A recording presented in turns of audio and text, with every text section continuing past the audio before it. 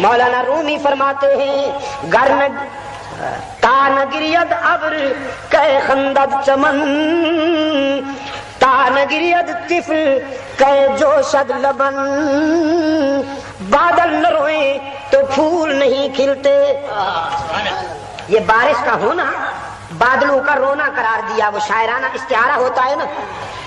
فرمایا بادل جب روتے ہیں تو پھول کھلتے ہیں، جب پنگھوڑے میں بچہ روتا ہے تو اسے دودھ ملتا ہے، اور جب فرش پہ گناہگار روتا ہے تو اللہ کی رحمت عرش سے اس کی دستگیری کو آتی ہے. پھر ایک حکایت سنائی کہ تانگریت کود کے حلوہ فروش، تانگریت کود کے حلوہ فروش، رحمت حق ہم نمی آیت بجوش. وہ حلوہ بیچنے والا لڑکا نہ روتا تو اللہ کی رحمت کیسے جوش میں آتی. فرمایا ایک صوفی صاحب تھے، نماز بھی بہت پڑھتے تھے، روزے بھی خوب رکھتے تھے، ذکر بھی کرتے تھے، تسبیح ہاتھ میں ہوتی تھی، قیام سجود قعود رکوع اللہ اللہ کرتے تھے، لیکن کھانے پینے کے بھی چیمپئن تھے اپنے علاقے میں.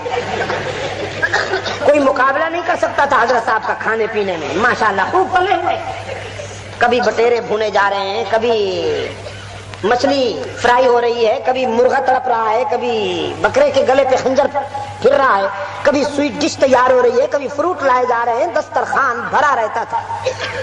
اور جب کوئی پوچھتا کہ حضرت اللہ والے تو اتنے پیٹو نہیں ہوتے، آپ نے تو کھانے پینے میں سارے ریکارڈ توڑ دیے ہیں، تو تعویل کرتے تھے، فرماتے تھے جنت میں بہت سی نعمتیں ملنے والی ہیں.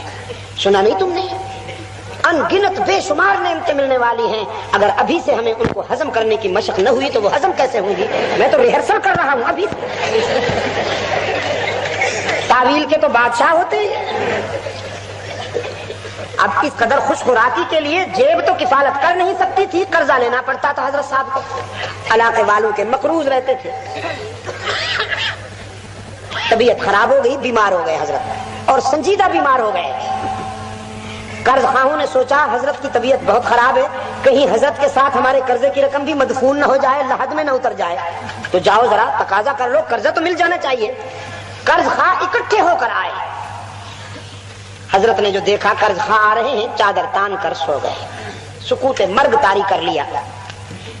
قرض خواہ قریب آئے، انہوں نے سلام کیا، کوئی جواب نہ ملا. قریب آ کے اور اونچی آواز سے کہا حضرت السلام علیکم، لیکن نو رسپانس، کوئی جواب نہیں. سرہانے کے قریب بیٹھ گئے، ایک دوسرے سے باتیں کرتے کرتے کہنے لگے بھائی یہ قرضہ ضرور ادا کر دینا چاہیے. اللہ کے رسول صلی اللہ علیہ وسلم کا ارشاد ہے اگر کوئی مقروض مر گیا تو اس کی ساری عبادت، سارا علم، ساری ریاضت، سارے سجدے، ساری تسبیح قرض خواہ کے کھاتے میں چلی جائے گی، وہ تو خالی ہاتھ اٹھے گا. قرضہ بہرحال ادا کرنا چاہیے، یہ بہت ضروری ہے، لیکن حضرت پہ ان باتوں کا کوئی اثر نہیں، چپ کر کے سوئے گئے خاموش، جیسے روح نکل چکی ہو. اتنے میں گلی سے آواز آئی حلوے والا آ گیا، تازہ حلوہ لے لو. حضرت نے چادر ہٹائی، فرمایا اس کو بلا لو. حلوے کا نام سنتے ہی ہوش میں آ گئے، اس کو بلا لو. لڑکے کو بلا لیا گیا. حضرت اٹھ بیٹھے، فرمایا کتنا حلوہ ہے تمہارے پاس؟ بچے نے کہا ٹرے بھری ہوئی ہے، پورا تھال بھرا ہوا ہے. آپ تو میرے فرسٹ کسٹمر ہیں، میں تو بونی آپ سے کرتا ہوں، پہلے گاہک تو آپ ہی ہوتے ہیں، فرمائیے کتنا چاہیے؟ حضرت نے فرمایا یہ سارا حلوہ یہ جو لوگ بیٹھے ہیں ان کو کھلا دو. بچہ بڑا خوش ہوا، گھر گھر پہ جا کے بیچتا. شام ہو جاتی، ایک ہی جگہ سارا حلوہ بک رہا ہے. وہ قرضہ بھی خوش ہوئے کہ قرضے کی رقم ملتی ہے یا نہیں ملتی. لقمہ تر تو میسر آیا. بھاگتے وہ نہیں بھائی چور کی بات نہیں ہو رہی، بھاگتے صوفی کا حلوہ ہی غنیمت.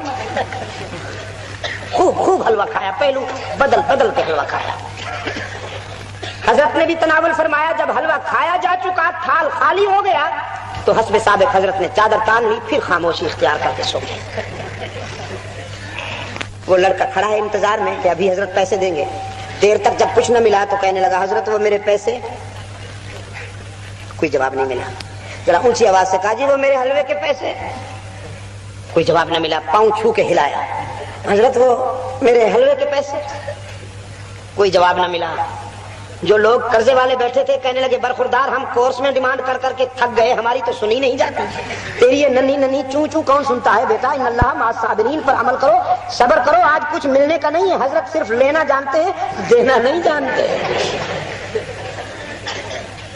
لڑکا تھا، بچہ تھا، افسردہ ہو گیا، آنکھیں بھر آئیں، پہلے آنسو آئے، پھر آہیں، پھر سسکیاں، پھر چیخیں، پھر دھاڑیں شروع ہو گئی، پھوٹ پھوٹ کر رونے لگا، مجھے تو ماں مارے گی، باپ کے جوتے پڑیں گے، میں تو حلوہ بیچتا ہوں 4 پیسے بنتے ہیں، گھر میں جاتا ہوں دال روٹی بنتی ہے، اب جب خالی ہاتھ جاؤں گا تو ماں مارے گی، باپ مارے گا، میں انہیں کیا جواب دوں گا؟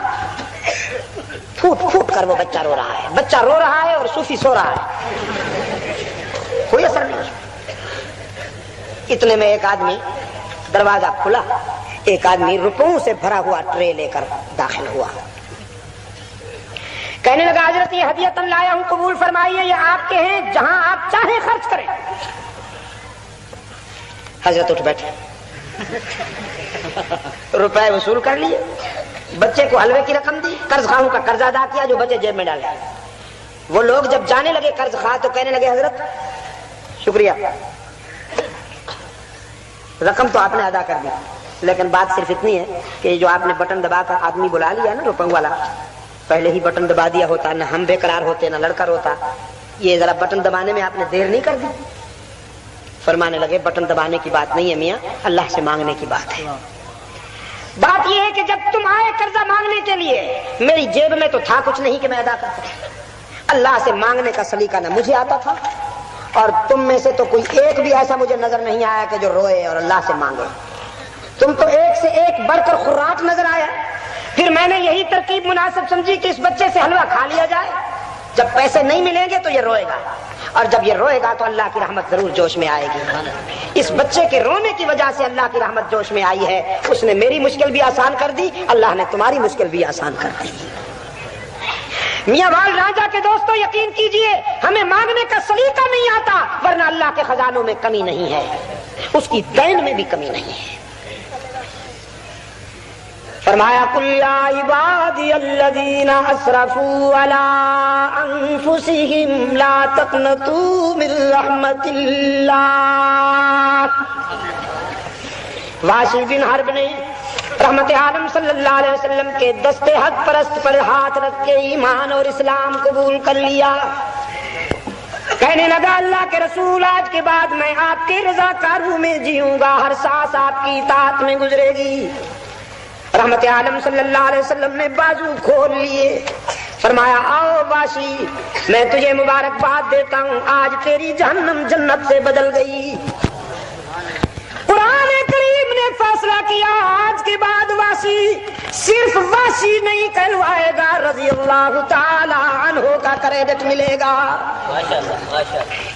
صحابہ کے نام کے ساتھ کیا کہا جاتا ہے؟ اونچی آواز سے